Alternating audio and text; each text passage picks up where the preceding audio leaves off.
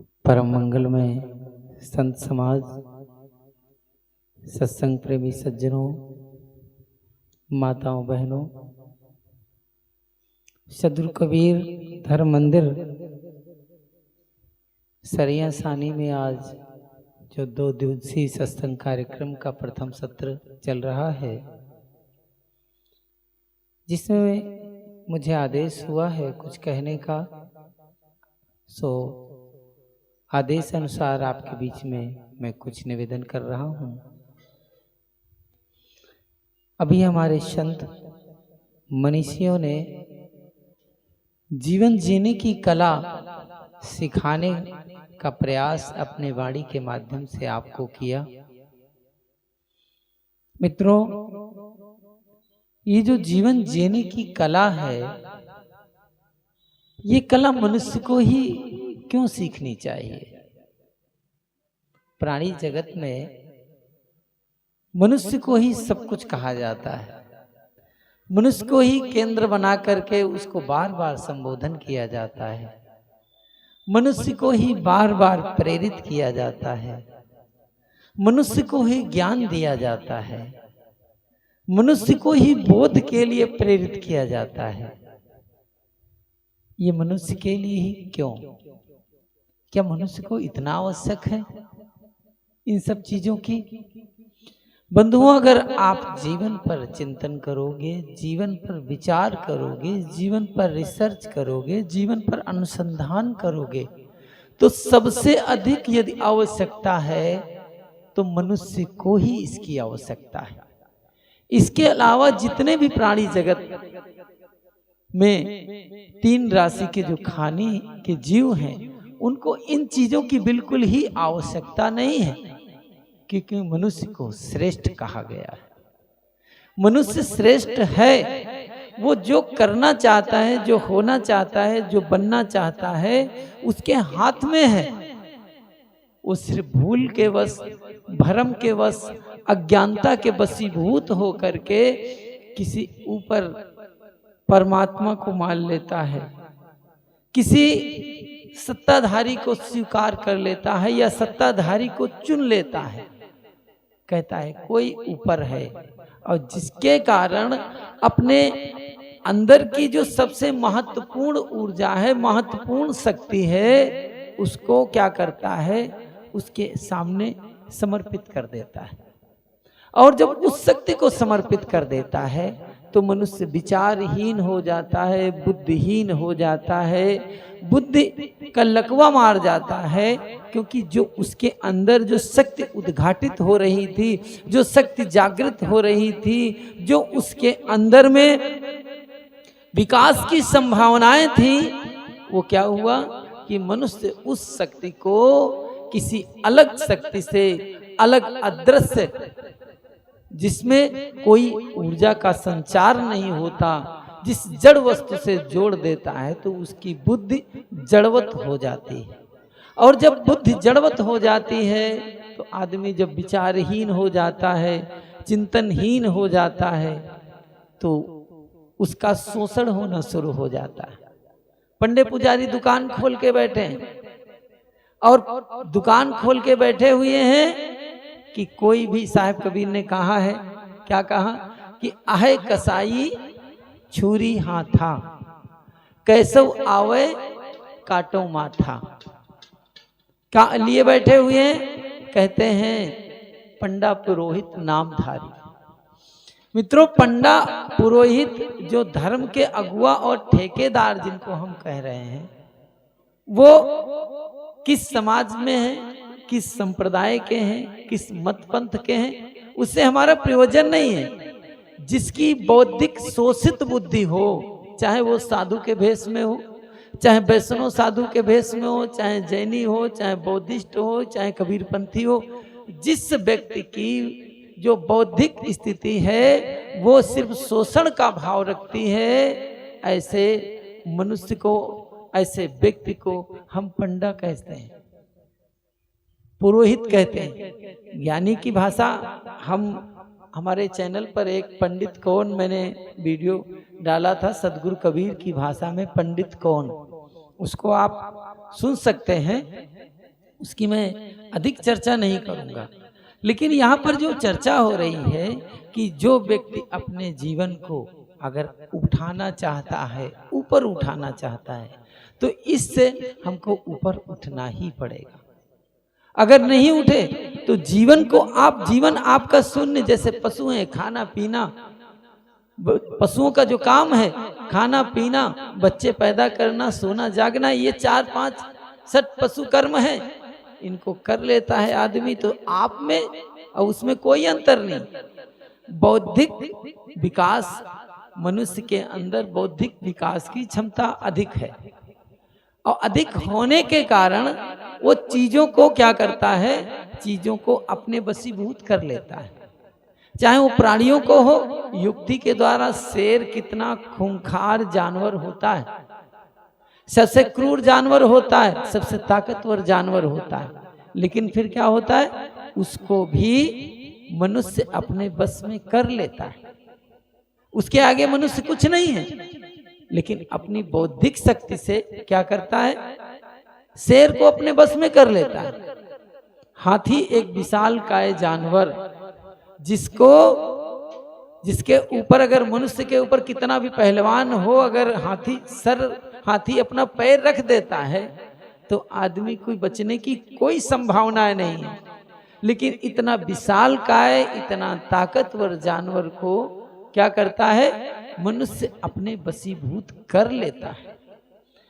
अगर मनुष्य इन जानवरों को अपने वशीभूत कर लेता है, यहाँ तक जो अपने आध्यात्मिक शक्ति को जागृत कर लेता है, अपनी बौद्धिक शक्ति को जागृत कर लेता है, अपने आप को संपूर्ण ऊर्जावान बना लेता है, तो वो जड़ वस्तुओं को भी अपनी तरफ आकर्षित कर लेता है। शक्ति है मनुष्य के पास, लेकिन क्या है, उसने अपनी शक्ति को उस जगह लगा रखा है जिस जगह लगाने से मनुष्य की बुद्धि कुंठित होती जा रही है, मनुष्य की बुद्धि दूषित होती जा रही है। मनुष्य की बुद्धि के अंदर क्षमता तो है बुद्धत्व को, वही बुद्धि है, वही बुद्धि गौतम के पास थी, वही बुद्धि सिद्धार्थ के पास थी। वो बुद्ध अरहंत बन गए, बुद्ध बन गए। वही शक्ति स्वामी महावीर के पास थी, वही सदगुरु कबीर साहब के पास थी। बुद्धि सबके पास वही होती है, लेकिन उस बुद्धि को वो किस दिशा में लगाना चाहता है। अगर आपकी बुद्धि सही दिशा में नहीं है तो आप गंतव्य स्थल तक नहीं पहुंच पाएंगे। अगर आपकी बुद्धि गलत दिशा में लग गई तो औरंगजेब, चंगेज खां, सिकंदर, ओसामा बिन लादेन जैसे क्रूर आतंकवादी, बुद्धि वही थी। ये साधारण प्रतिभा के धनी नहीं थे, ये विशाल प्रतिभा के धनी थे। इनके पास बहुत बड़ी शक्ति थी। चाहते तो बुद्ध का स्थान ले सकते थे, चाहते तो स्वामी महावीर, सुकरात, लाओत्से का स्थान ले सकते थे, लेकिन इनकी बुद्धि विपरीत दिशा में लग गई, कुंठित दिशा में लग गई, गलत दिशा में लग गई, जिससे उन्होंने एक समाज का बहुत बड़ा पतन किया, सामाजिकता का सबसे बड़ा नुकसान किया। सामाजिकता के नाम पर एक कलंक का चित्र उनका उभर के आया। क्या है? शक्ति वही है, आप किधर लगाना चाहते हैं। तीर वही है, बंदूक धनुष भी वही है, आप चाहो आप निशाना कहाँ लगा रहे हैं। विशेषता तो निशाने पर है, आपका निशाना कहाँ है। कभी आप अपने आप से पूछा है क्या? कभी आप अपने से कभी बातें की हैं? मनुष्य बंधुओं, मनुष्य इतना ज्यादा अपने आप से उलझा हुआ है। मनुष्य को कोई दुखी नहीं करता, मनुष्य के पास कोई समस्या नहीं है, मनुष्य के पास कोई दिक्कत है ही नहीं। सिर्फ उसने बनाया है अपनी कुंठित बुद्धि से पैदा कर लेता है। और जब कुंठित बुद्धि हो जाती है तो उसकी क्या होती, कुंठित बुद्धि से दुख बढ़ा लेगा, परेशानी बढ़ाएगा, उलझने बढ़ाएगा, तनाव बढ़ाएगा, ये सब बढ़ाता रहता है मनुष्य। किसके कारण? दुर्बुद्धि के कारण। चाहो कहाँ लगा रहे हो आप? कभी अपने आप से अकेले हो करके देखा है आपने? जीवन में जो ही आप एक शांति की अनुभूति करना चाहते हैं, थोड़ा सा अपने आप से लौट करके देखिए। आप बिजनेस से, व्यापार से, धंधा से, खेती से, रिश्तों से, या अपने जिनके बीच में रह रहे हो, माता पिता, कुल कुटुंब, परिवार के साथ रह रहे हो, उनके साथ, जिनके साथ आप रहते हो, देखो तो सही अकेले हो करके। और अकेलापन आपको आता नहीं है, और वो अकेलापन अगर नहीं आएगा तो जीवन का आप सच्चा आनंद, सच्चा लाभ नहीं ले पाओगे, सच्ची स्थिति को प्राप्त नहीं कर पाओगे।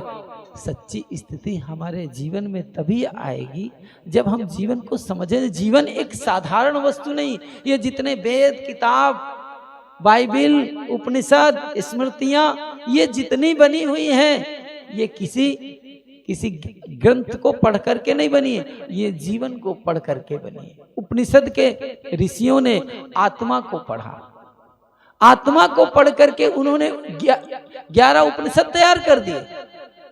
हमारे ऋषि परंपरा में, हमारे ज्ञानी परंपरा में 4 क्या हुए? 4 वेद बन गए। किनको पढ़ा उन्होंने? जीवन को पढ़ा।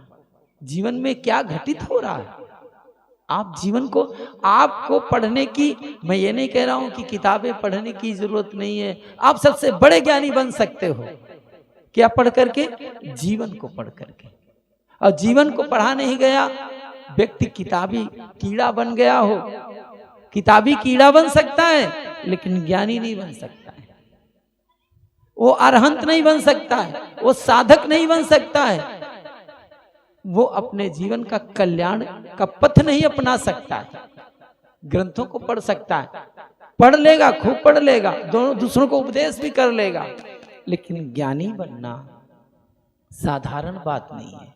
मैं कहता हूं एक अनपढ़ आदमी भी ज्ञानी बन सकता है, जो बिल्कुल किताब ना पढ़ा हो वो भी ज्ञानी बन सकता है। किताब को कभी नहीं खोला है, लेकिन जीवन को सच्चे अच्छे अर्थों में हृदय से उसने जीवन को निहारा है, जीवन को समझा है। बंधुओं, जिसने जीवन को समझा है उसका जीवन का बेड़ा पार हो गया, उसका उद्धार हो गया, उसको कोई रोकने वाला नहीं। लेकिन हमने जीवन को पढ़ा नहीं, इसलिए जीवन में हम अटके हुए हैं, छोटी छोटी बातों से उलझे हुए। पड़ोसी से शिकायत, भाई से शिकायत, पत्नी से शिकायत, बच्चे से शिकायत। जीवन तो शिकायत में ही चला गया यार। कभी चिंतन किया आपने कि जीवन तो शिकायत में ही चला गया? शिकायत में ही जीवन चला गया। आपने शिकायत खत्म ही नहीं हुई, मर गया, मरने के करीब आ गए, कभी शिकायत नहीं। आपकी जब शिकायतें नहीं खत्म हुई हैं तो क्या आप पढ़ोगे जीवन को? तो ये एक प्लेटफार्म मिला है आपको, एक आपको इशारा मिला है आपको। ये जो मंच है, ये ज्ञानी जन आपको जो दे रहे हैं, इशारे दे रहे हैं। कोई चाहे तो इशारे ले सकता है, कोई चाहे तो सहारे ले सकता है, और चाह करके इशारे ले करके संतों की वाणियों को, विचारों को लेकर के पार हो सकता है। ये एक मौका, एक अपॉर्चुनिटी मिली है, एक आपको सुंदर माहौल, सुंदर परिवेश मिला है।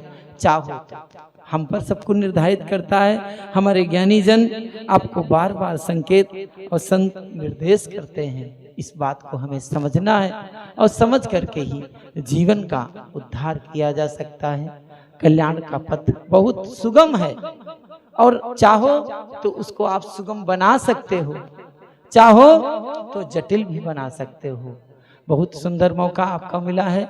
आप सभी लोगों ने हमारे विचारों को सुना। आप सबको बहुत बहुत साधुवाद देते हुए मैं संत गुरुजनों को और आप सबके अंदर बैठे हुए उस परम तत्व को प्रणाम करते हुए मैं अपनी वाणी को विराम देता हूँ। बोलिए सद्गुरु देव की, संत समाज की।